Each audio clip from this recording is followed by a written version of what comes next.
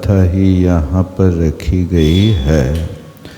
अब इसको कहते हैं विशाल नयनम वीरम रक्त उत्पल कोमल समपादम। अब स्तुति करते हैं कि जिनके विशाल नेत्र हैं और रक्त उत्पल, रक्त माने लाल कमल के समान कोमल, कोमल है ना, समपादम, ऐसे समान पाद माने पैर हैं।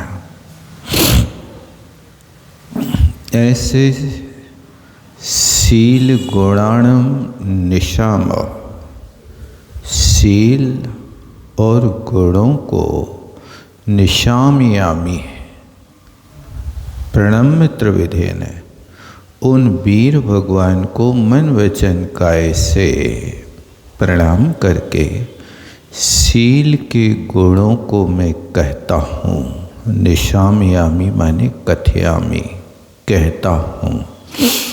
अर्थात जिनके विशाल नेत्र हैं, जिनके पाँव लाल कमल के समान कोमल है और अंतरंग में केवल ज्ञान रूपी विशाल के धारक हैं, जिनका कोमल एवं राग देश से रहित वाणी का समूह, राग को दूर करने वाला उन महावीर भगवान को मन वचन काय से प्रणाम कर शील गुणों को अथवा शील अथवा गुणों का कथन करूँगा।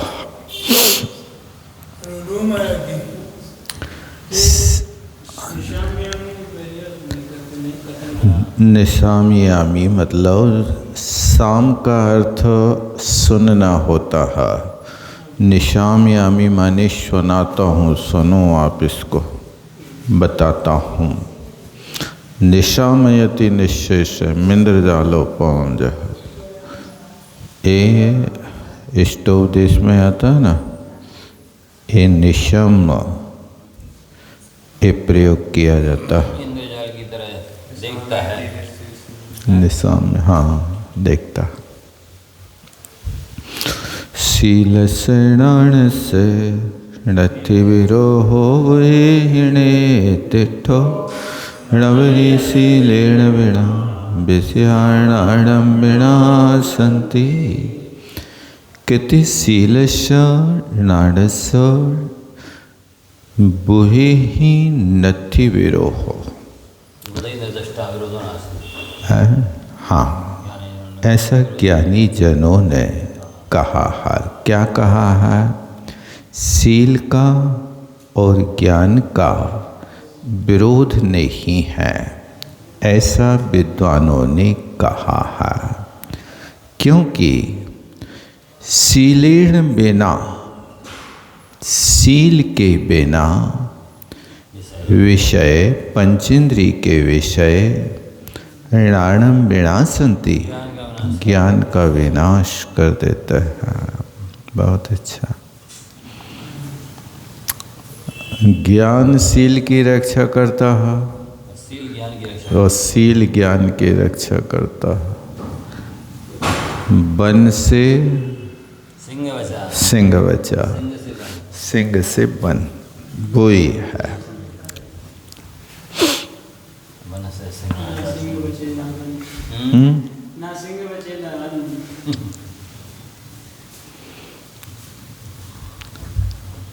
ज्ञान, शील के बिना ज्ञान, ये विषयों में नष्ट हो जाता है। शील होगा तो विषयों का त्याग हो जाएगा, शील नहीं होगा तो ज्ञान तो अपने आप में विषयों की हो जाता है। शील होता है तो ज्ञान हमेशा कहता नहीं ये पाप है, पाप है, ये काम नहीं करना। हाँ, ऐसा ज्ञान उसकी रक्षा कर लेता है। और ज्ञान होवे शील नहीं होवे तो फिर असंयम में प्रवृत्ति होती रहती है। बहुत अच्छा।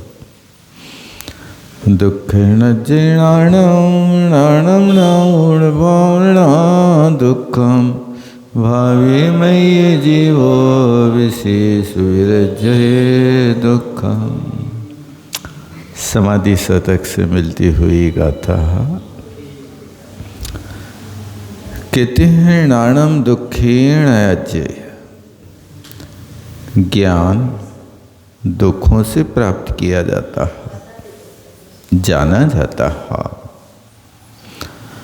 और नाणम रावण, और ज्ञान को जान करके ज्ञान की भावना बड़ी दुख से प्राप्त की जाती है।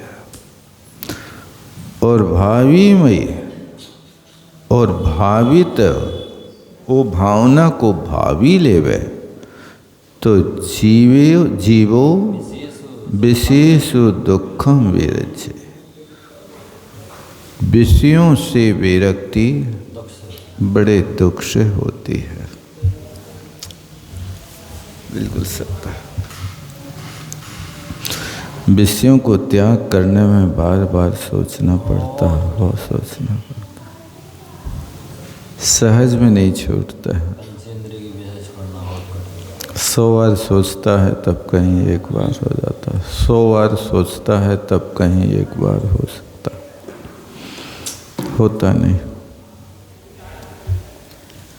प्रथम तो ज्ञान ही दुख से जाना जाता है। ज्ञान की जड़ कड़वी होती है, ज्ञान का फल मीठा होता है। ज्ञान को वर्जन करने के लिए सबने पिटाई खाई और बहुत बहाने बनाए। सहजता में कोई शिक्षालय नहीं गया, बहुत मुश्किल से भेजा जाता है। मना थपा के नहीं, हाथ पैर तोड़ के। बहुत कठिन है ज्ञान को पाना, जाते ही नहीं। यदि चले जाएं स्कूल के नाम से बस्ता लेके, तो स्कूल की बाउंड्री के यहाँ जा कर के चक्कर लगाते रहते लोग, पहुँचते नहीं। सही लेखा। ज्ञान ही दुख से जाना जाता है। और फिर यदि कोई ज्ञान को जानता भी है तो उसकी भावना दुख से की जाती है। फिर कोई जीव उसकी भावना भी करता है तो विषयों से विरक्त दुख से होता है। ज्ञान प्राप्त करना बहुत कठिन।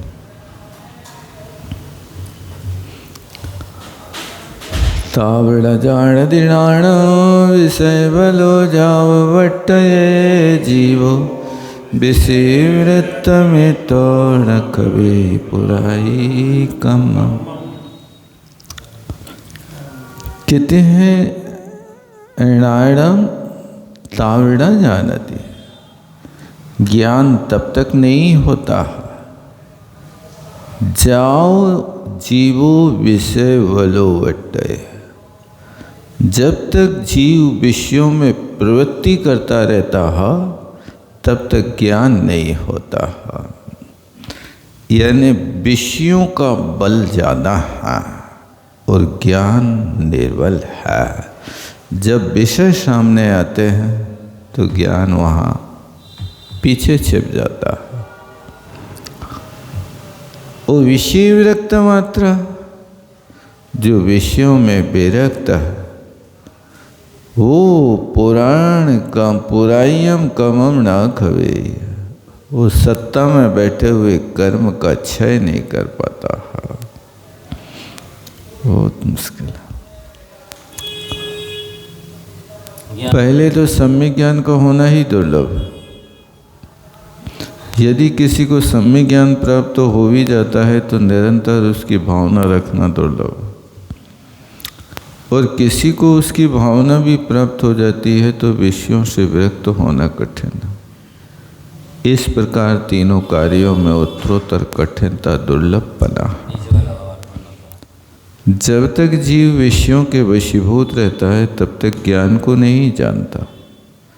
और ज्ञान के बिना मात्र विषयों से विरक्त हुआ जीव पुराने बंधे हुए कर्मों का क्षय नहीं करता। बहुत अच्छा। से विरक्त होने से कर्मों का मतलब ये है कि यहाँ पर ज्ञान तो हुआ, विषयों से विरक्त हो गया, लेकिन जब तक छपक श्रेणी आरोहण नहीं करेगा तब तक वो सत्ता में बैठे कर्मों का क्षय नहीं होगा। इसलिए यहाँ पर एक कहा जाता है कि विषयों से विरक्त होने पर भी पुराने जो बंधे कर्म हैं उनका क्षय नहीं होगा। जो सत्ता के कर्म हैं तभी क्षय होंगे जब छपक श्रेणी आरोहण करेगा, और छपक श्रेणी आरोहण करने के लिए ज्ञान की पूर्णता चाहिए, श्रुत ज्ञान की पूर्णता चाहिए। शुक्ल चाद्य पूर्वदा, यदि पूर्वेद का ज्ञान नहीं होगा तो उसके लिए वो छपक श्रेणी का आरोहण नहीं होगा। बहुत अच्छा। पुराने कर्म तभी क्षय को प्राप्त होता है, अन्यथा पुराने कर्म आप कितनी भी हीन स्थिति में लाके डाल दो, वो हीन स्थिति वाले कर्म को वर्तमान में यदि अधिक स्थिति का कर्म बन गया तो वो उस हीन स्थिति वाले का उत्कर्षण कर देगा। ऐसा नहीं कि वर्तमान जो बंधा है बस वो ही अधिक स्थिति वाला है। वो वर्तमान में यदि अधिक स्थिति वाला बन गया तो सत्ता में जो साधना करके पहले जो कर्म हल्के करे थे वे फिर वृद्धि को प्राप्त हो जाएंगे।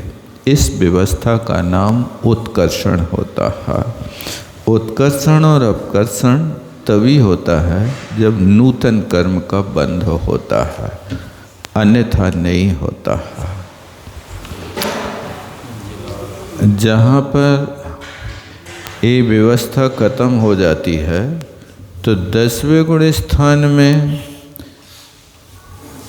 कर्म, 10वें गुण स्थान के बाद कर्म का बंध तो होता है 11वें 12वें गुण स्थान में, लेकिन उत्कर्षण अपकर्षण नहीं होता उनमें।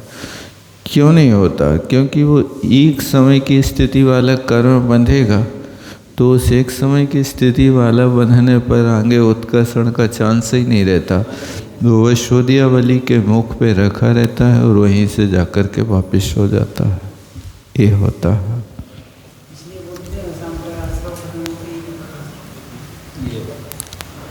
हिरियापथ आश्रम में बंद की व्यवस्था नहीं है वैसे। हृणाडम चरितहीनम, हृणाडम चरितही, बस ठीक है, उनको दे दो। लिंगगणम चेतन शरण विहूढ़म संज्ञाओं,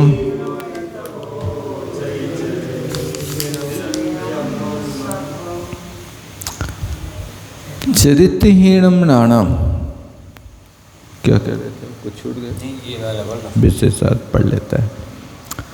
प्रथम तो विषयाशक्ति जीव को यथार्थ ज्ञान की प्राप्ति होती ही नहीं। बहुत अच्छा। विषयाशक्त चित्ता नाम गुणा को न नश्यते, न मानुष्य न वैदुष्य न ही जात न सत्व।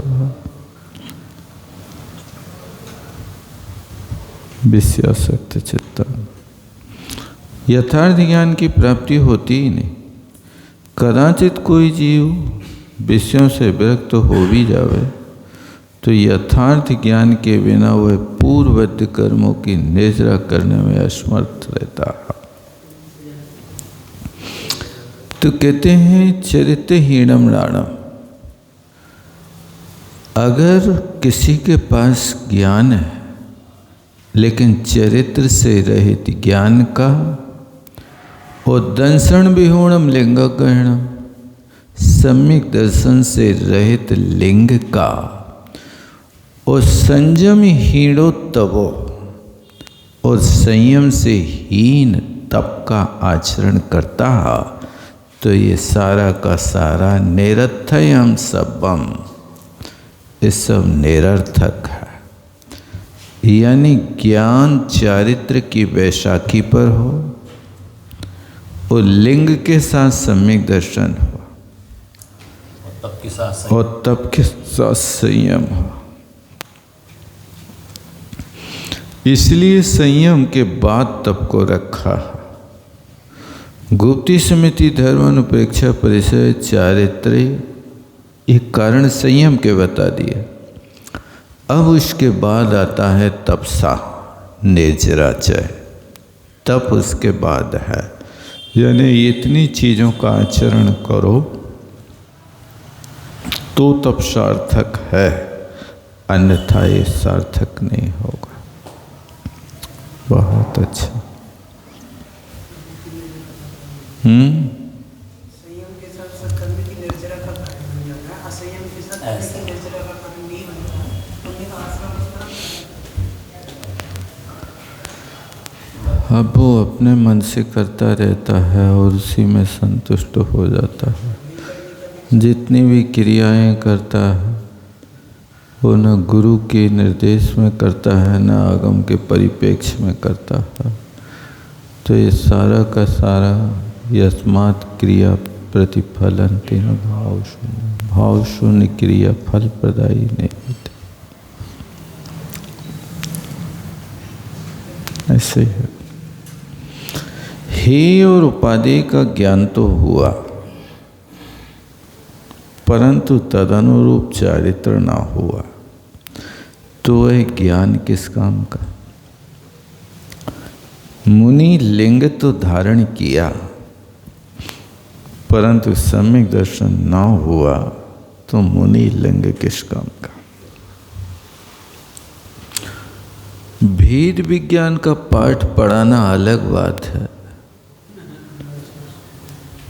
और जब सियालनी आकर के दांत गड़ावे तब अलग बात है, मच्छर काटे तब अलग बात है। आप जिंदगी भर रटते रहो, शरीर अलग आत्मा अलग, और चबुआ में कोई सुई चुभा तो पता चल जाता कि क्या भेद ज्ञान है।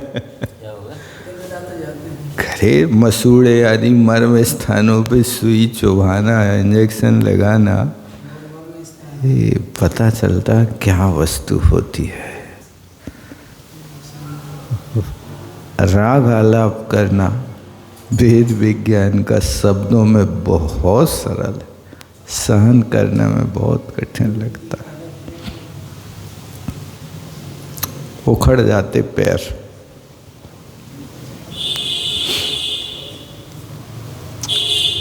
बहुत कठिन होता।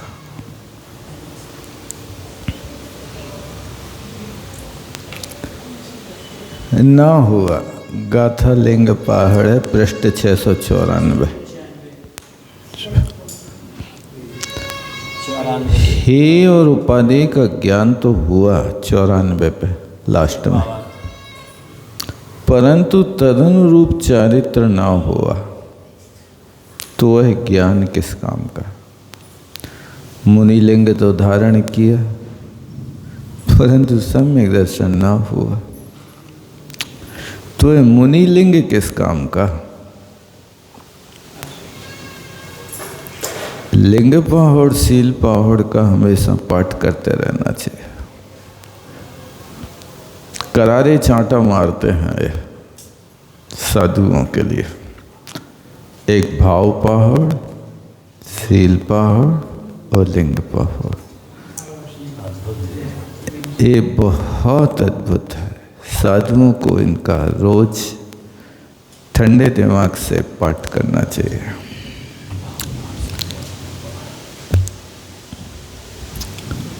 बाहर का जितना आकर्षण लगता है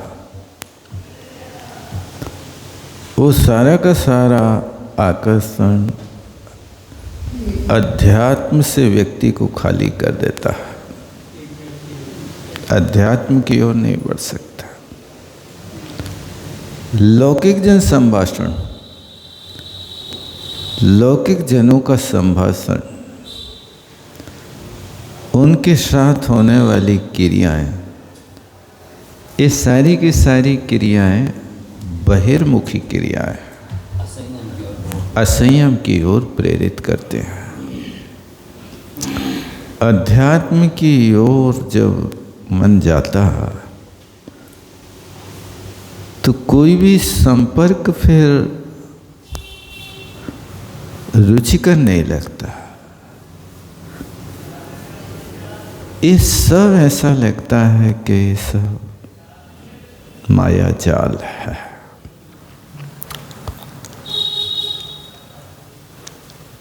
कई स्थानों पर ऐसा होता है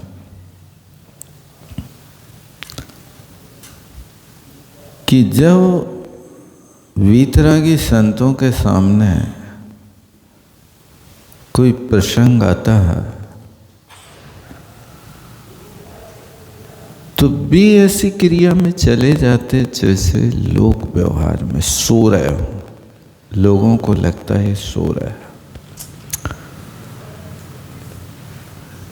जब संसारी प्राणी सोता है तब वो अध्यात्म योगी जागता है, और जब संसारी प्राणी जागता है तो अध्यात्म योगी सोने की प्रक्रिया करता है। सोता नहीं है, सोने का एक प्रदर्शन करता क्या, हाँ तुम समझो कि महाराज सामयिक पे बैठे हैं इसलिए आप बाहर से दर्शन करके चले जाओ। भूभुजा ये लिखा भी है उन्होंने समाधि शतक में लिखा है। क्या लिखा समाधि शतक में? जागृत ईसाई व्यवहारे इसी में आया है, राष्ट्र पहाड़ में भी इसी में भी आया है। जो व्यवहार में जागता है वो निश्चय में सोता है, जो निश्चय में जागता है वो व्यवहार में सोता है। इसी में आया है, अष्ट पहाड़ी में आया था, मोक्ष पहाड़ में, समय सार में भी, समय सार में भी।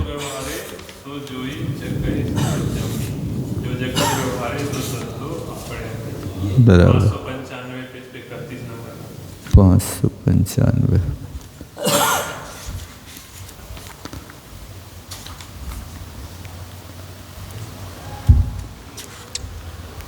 बहुत दुर्लभ है, दुर्लभता है भैया। मोक्ष प्रवृत्त में आया है। समाधि शतक में भी व्यवहारे सुसुप्तो या सा जागृतात्म गोचरे, जागृति व्यवहारे इसमें सुसुप्तात्म गोचरे। जो व्यवहार में जागता रहता है वो अध्यात्म के क्षेत्र में सोया रहता है, अध्यात्म में कुछ नहीं समझ पाता। बहुत अच्छा। मुनि लिंग तो धारण किया परंतु सम्यक दर्शन न हुआ तो मुनि लिंग किस काम का। इसी तरह तप तो किया परंतु जीव रक्षा अथवा इंद्रिय वशीकरण संयम नहीं हुआ तो वह तप किस काम का। इस सब का उद्देश्य कर्मक्षय करके मोक्ष प्राप्त करना, परंतु उसकी सिद्धि न होने से सबका निरर्थकपना दिखाया गया है। बहुत अच्छा। राणम चरित शुद्धं लिंग गणम चरण विशुद्धं संयम सहितो तो विमाफलो होई।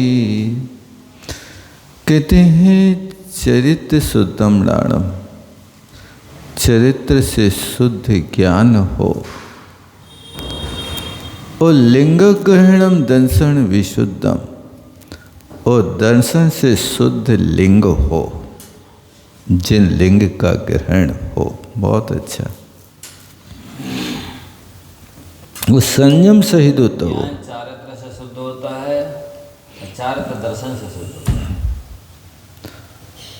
और संयम से सहित तप होता है। तब संयम से शुद्ध होता है। ई कहते यदि थोहु भी, यदि ये थोड़े भी हुए तो महाफलो होई, बहुत फल प्रदान करने वाला है। यानी थोड़े ज्ञान से भी चारित्र की शुद्धि हो सकती है। और दर्शन की विशुद्धि से चारित्र की शुद्धि हो सकती है। और तप यदि थोड़ा भी कर रहे, नहीं कर रहे, मासोपवास, पक्षोपवास, पेला तेला चोला, तो वे कहते हैं रोज खाओ तुम, कल्लम कल्लम रोज खाइए, मूलाचार में कहा। लेकिन निर्दोष व्रत पालन कीजिए। नहीं खाने वाला यदि घोर तप कर रहा लेकिन संयम में प्रमादी है तो उसकी निर्जरा नहीं होती। लेकिन जो रोज खा रहा लेकिन संयम में सतर्क रहता है, उस व्यक्ति की गुण श्रेणी निर्जरा होती है। यही लिखा, तुम थोड़ा भी करो लेकिन उसका बहुत फल होता है, बहुत फल होता है। बहुत अच्छा।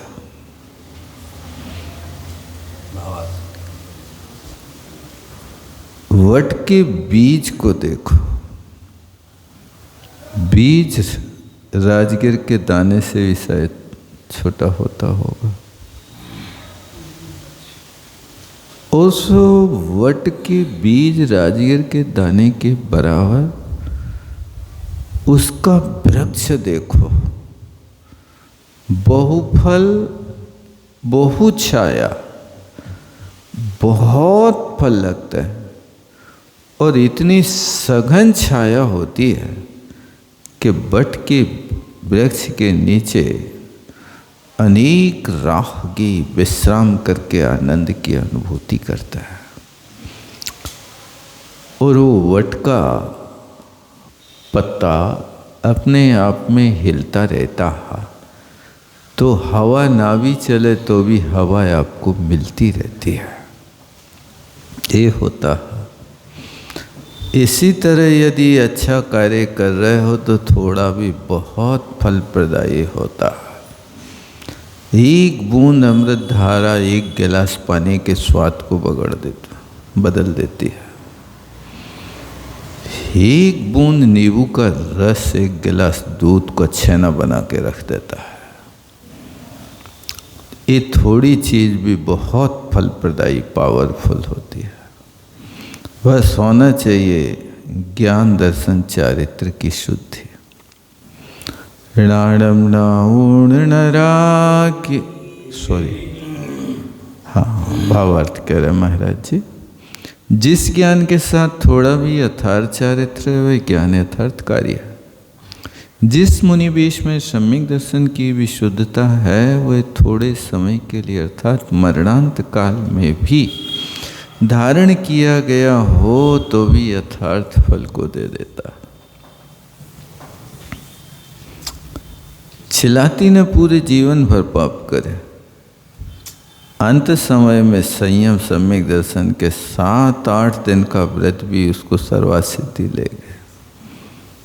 क्या है?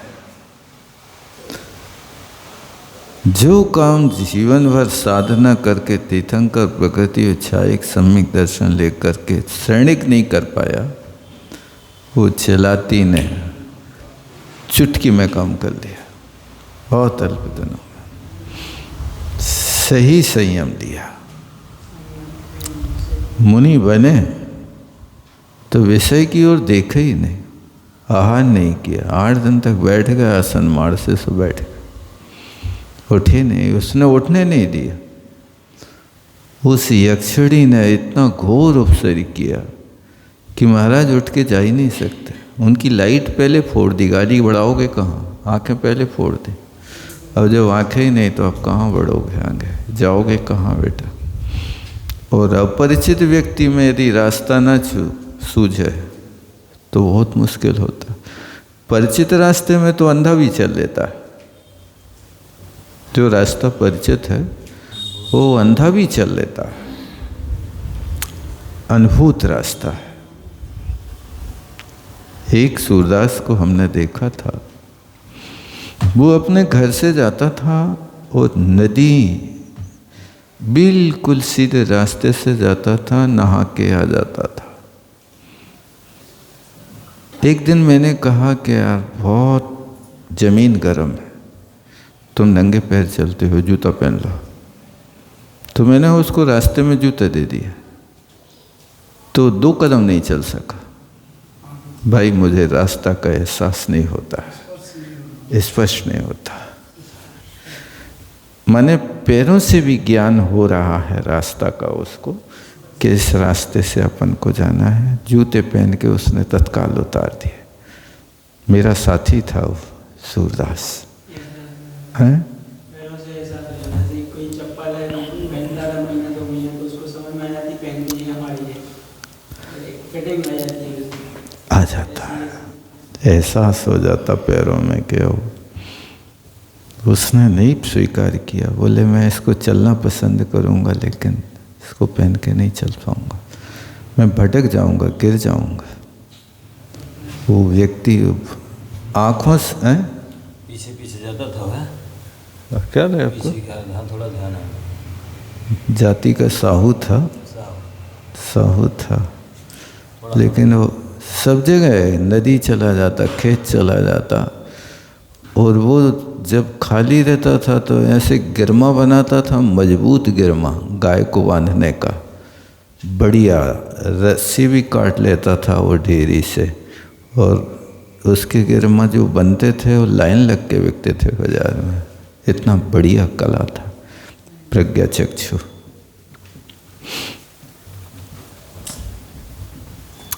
इंदौर में एक वो राजमल भाई थे, वो भी प्रज्ञा चक्षु थे। उनकी प्रज्ञा बहुत पैनी थी, समय सार आदि पूरा कंठस्थ कर रखा था उन्होंने। कई उनके पास गाथाएं हजारों की मात्रा में कंठस्थ। बहुत अच्छा। मरणांत काल में धारण किया गया हो तो भी यथार्थ फल को, माने अंत समय में यदि चारित्र ले लेता है तो यथार्थता को प्रदान कर देता है। इसी प्रकार जिस तपश्चरण में संयम की साधना है वह मात्रा में अल्प होने पर भी कर्म निद्रा का प्रमुख कारण होता है। बराबर। राणम दाऊण नरा के विषयाय भाव संसत्ता हिंडरी चादुर गदिम विशेष विमोहिया। किथे केचित नरा, कुछ लोग राणम राउण ज्ञान को पाकर के भी विषयाई भाव संसक्ता, पंचेंद्रिय के विषयों में संशक्त होकर के विशेषु विमोही या मूढ़ा, विषयों में विमोहित है बुद्धि जिनकी, ऐसे मूर्ख चतुर्गति में हिंडते हैं, घूमते रहते हैं, चारों गतियों में परिभ्रमण करते हैं। जो कोई मनुष्य ज्ञान को जानकर भी विषयादिक रूप भाव में आसक्त रहता है, वे विषयों में मोहित रहने वाले मूर्ख प्राणी चतुर्गति रूप संसार में परिभ्रमण करते रहते हैं। ज्ञान का फल विषयों से निवृत्त होना है। जो मनुष्य अनेक शास्त्रों का ज्ञान प्राप्त कर भी विषयों में संलग्न रहते हैं, उनके त्याग करने का पुरुषार्थ नहीं करते हुए मूढ़ है। अर्थात जानते हुए विषय पान करने वाले के समान है, मूढ़ हैं और अपनी इस मूढ़ता जानते हुए भी विष पान करते हैं। हाँ, विषय पान है, विषय को भी विषय कहते हैं ना, जानते हुए। हाँ हाँ हाँ, छोड़ना बहुत कठिन है महाराज,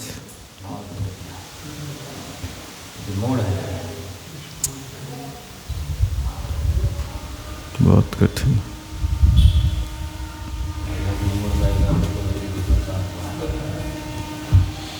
किसी चीज़ की आदत पड़ जाए फिर छोड़ना तो बहुत कठिन है।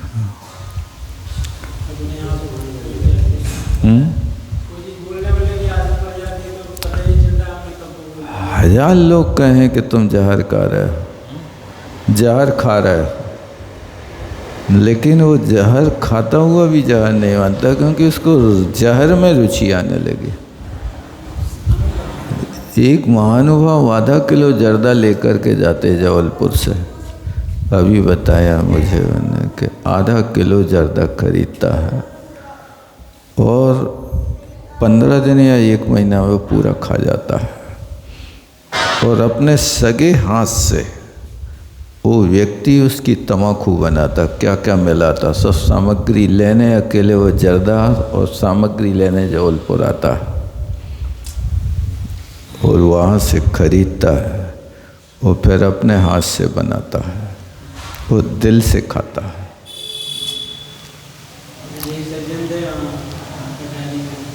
जर्दा खाते थे तो आगे से पिछी मिल गई लोगों ने ऑब्जेक्शन लिया तो उसके बाद जर्दा लेके जाते थे, धोते थे, सुखाते थे, फिर उसको खाते थे। शुद्धि का जर्दा। पानी छान के पीने की कहा, आदत से पीने की, दारू छान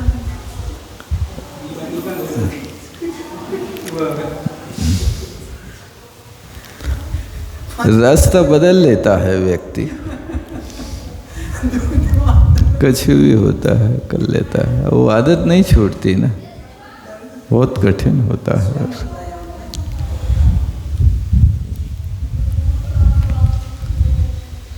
मूढ़ हैं और अपनी इस मूर्खता के कारण वे चारों गतियों में चिरकाल तक भ्रमण करते रहते हैं। यही है, कई लोग रास्ता निकाल लेते हैं, रास्ता निकाल लेते हैं।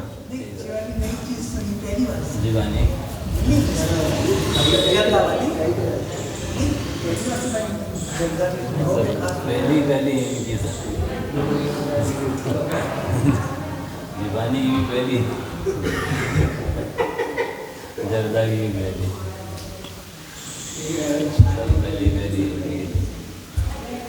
अब वो तो छन के ही आती है, शराब वगैरह अनछनी थोड़ी आती है, फिल्टर होके आती है, पहले से प्राशुक है। पहले से अच्छा शराब मादक है वो मात्र। जे पुण विषय विरता णाण भावना सहिता छिंदंती चा दुर्गदेव तब गुण जुत्तान। हाँ, जे पुण विषय विरता णाणम डाउण भावना सहिता, जो ज्ञान को जान करके उस ज्ञान की भावना करते हैं और विषयों से विरक्त होते हैं, बे तव गुण जुत्ता चादुर गदिम छिंदंती, वे तप रूप गुण से युक्त होकर के चतुर गति का छेद कर देते हैं, इसमें कोई संदेह नहीं है। समझ गए? णाणम डाउण विषय विरत्ता जे पुण, जो ज्ञान को जान करके विषयों से विरक्त हो जाता है और ज्ञान की भावना से सहित होता है। भावनाओं का बहुत बड़ा महत्व हुआ करता है। इसलिए पाठ वगैरह करते हैं, पाठ वगैरह की परंपरा है ना, ये भावनिक है। देखो, साधक को इन सब चीज़ों का आपको यदि समय मिलता तो उसमें इन भावनाओं का पाठ करना चाहिए, आमनाय स्वाध्याय करना चाहिए।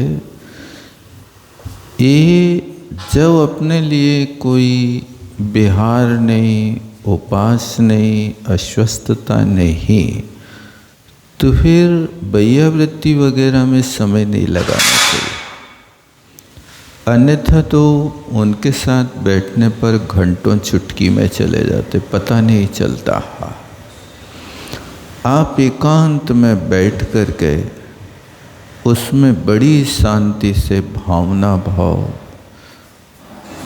ये संसार महादुख भीतर भरमत और न आवे।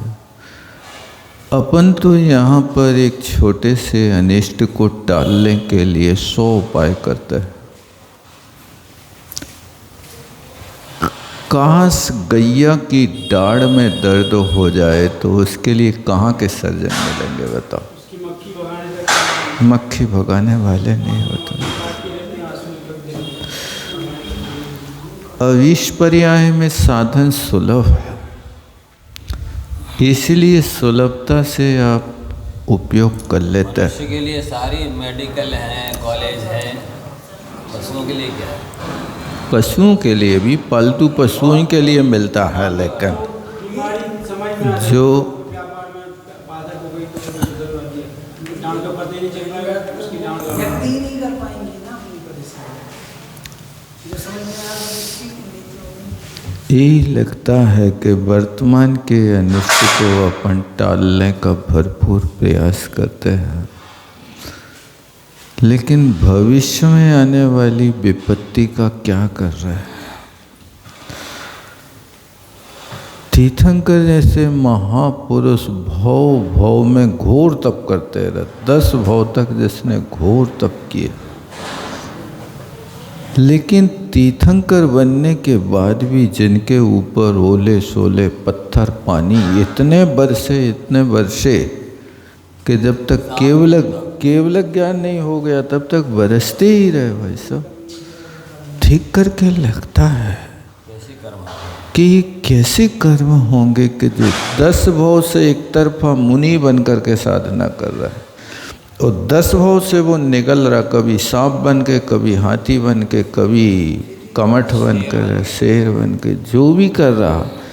ये तो 10 भव की कहानी सम्यक दर्शन की है, इसके पहले और क्या किया होगा ऐसा नहीं कर पाए। तीर्थंकर प्रकृति का बंध है, इतनी पुण्य प्रकृति है, इससे बड़ा कोई पुण्य नहीं होता, लेकिन पुण्य पुरुष भी इस क्रिया से बच नहीं पा रहा है, इस कष्ट से नहीं बच पा रहा है। बाहर के अतिशय दिखाने के लिए तो देवता लोग आ जाते हैं, लेकिन जब असाता और अंतराय का उदय सामने आता है तो कोई साथ नहीं देता, सब कनाव काट जाता है। इन सब चीज़ों पर बार बार विचार करके भावनाओं में समय देना चाहिए, अन्य कार्यों में समय नहीं देना चाहिए। समय बहुत कीमती। एक बार आचार्य श्री से किसी ने कहा, आचार्य महाराज हम आपसे समय चाहते हैं। आचार्य श्री ने कहा, भैया हमारे लिए तो समय ही सोना है, हम कैसे अपने सोना को तुम्हें दे देवें इतना मांगने से। समय ही तो है और वही आप ले लो, वही लोग तो क्या बचा हमारे पास। इसलिए वे इतनी बड़ी दुकान चलाते थे, लेकिन 2-5 मिनट से ज़्यादा कोई को टिकने नहीं देते थे। हो गया आशीर्वाद। कभी कभी तो कहने लगते थे, दर्शन हो गए, अब माला ने फेरोए थे पर फिर कोई कायो सर करने लगा उनके कमरे में, तो वो कह देते थे कि माला ये तेने फेरियो, दर्शन हो गए, चलो, ऐसा कहते थे। ऐसा समय बचाना पड़ता है। तो जो समय की कदर करता है वो उसके लिए सब कुछ उपलब्ध हो जाता है। अन्यथा तो एक महानुभाव एक वृक्ष के नीचे बैठे थे, बोले क्या हुआ? बोले कुछ मत पूछो, समय ने मुझे बर्बाद कर दिया। तो बोले अब क्या कर रहे? बोले अब हम समय को बर्बाद कर रहे। समय ने मुझे बर्बाद कर दिया, अब मैं समय को बर्बाद कर रहा हूँ। करो बेटा, लो आनंद। बर्बाद करेगा आपको। कभी समय पर बर्बाद करेगा, वो तो है। बर्बाद हो जाएगी। अनादिकाल से बर्बाद करते चले आए एक दूसरे को। हाँ, चतुर्गति को नष्ट कर देता है, इसमें कोई संदेह नहीं है। जो पुरुष ये उपाधि का ज्ञान प्राप्त कर निरंतर उसका विचार करता है, छेड़ालाकार ने भी लिखा यही बात नहीं, परमात्म को बहिरात्मता ही जान तज अंतरात्म हो, और परमात्म को ध्याय निरंतर, आठें पाँचें नहीं, कभी कभी नहीं, निरंतर, तो परम आनंद मिलेगा, अन्यथा नहीं मिलेगा। विचार करते हुए विचारों को परिपक्व बनाकर विषय कसाय से निवृत्त हो तपश्चरण करता है, मुनि व्रत का पालन करता है, वे संसार सागर से पार होकर मोक्ष को प्राप्त होता है, इसमें कोई संशय नहीं है। जय कंचनम विशुद्धा धमीय खंडी लवण लेवेण तय जीवो विशुद्ध प्राण विसलेण बेमेलेड़े। तो जिस प्रकार कंचन विशुद्धम, सोना शुद्ध होता, धमीयम खंडी लवलेण, उसको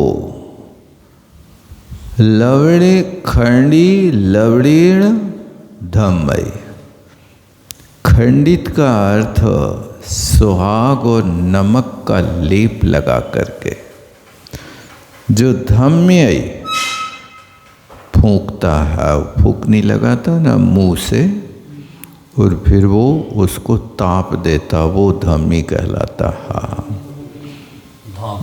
पहले तो करता था उस मुंह में लगा करके, अब पता नहीं कैसे है? वो तो मुंह से फूंक, उतनी उसको आँच उसी में मिलेगी, लाइट में रखोगे तो जल जाएगा फिर।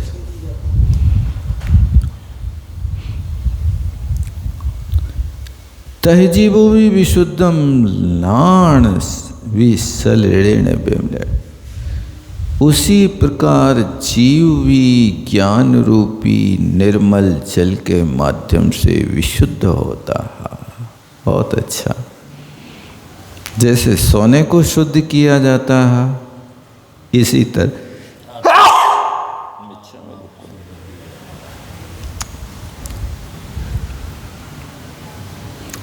ज्ञान सलिल से शुद्ध किया जाता है।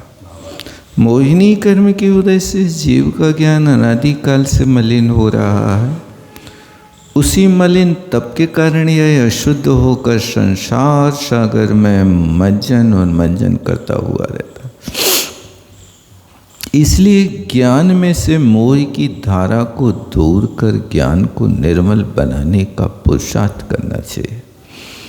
ज्ञान की निर्मलता से ही आत्मा की निर्मलता होती है। बहुत अच्छा।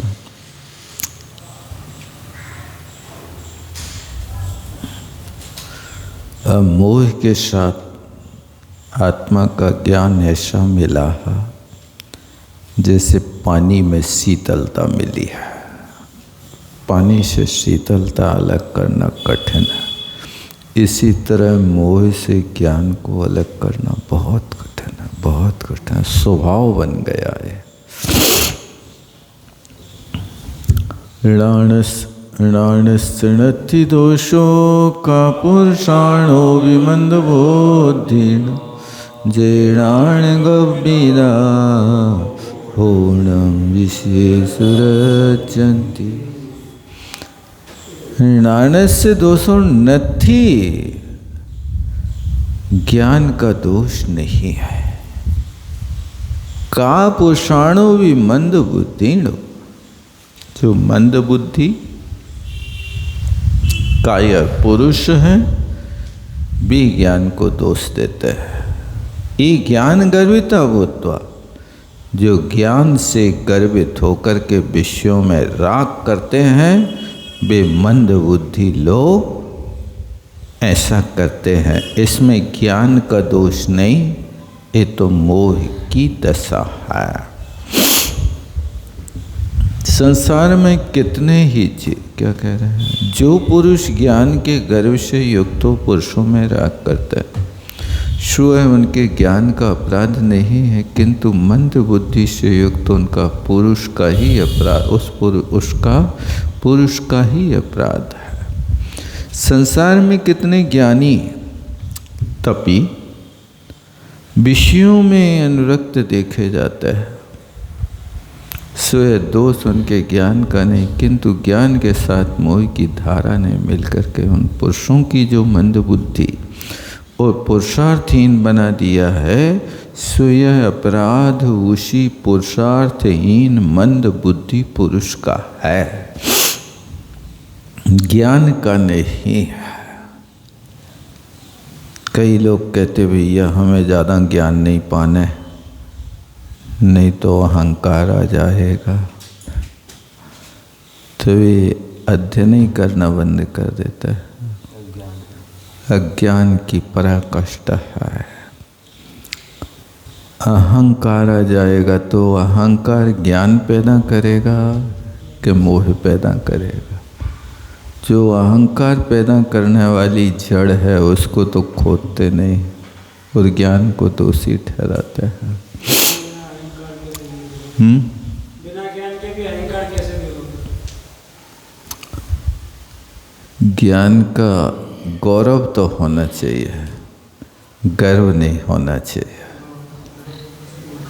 अहंकार नहीं होना चाहिए, लेकिन ज्ञान के साथ में गौरव है कि मार्ग सूझता है तो ज्ञान से ही सूझता है।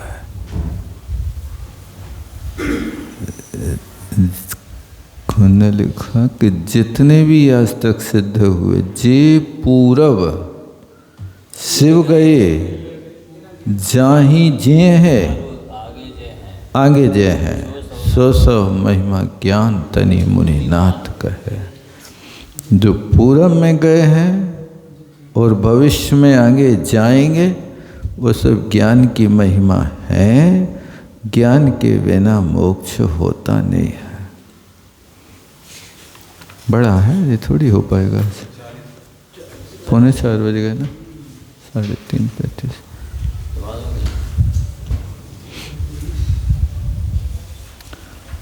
चालीस गाथाएं हैं। अच्छा विषय है, संतोषप्रद।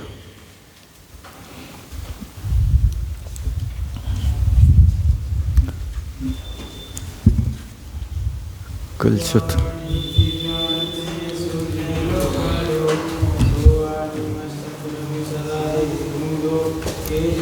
सदा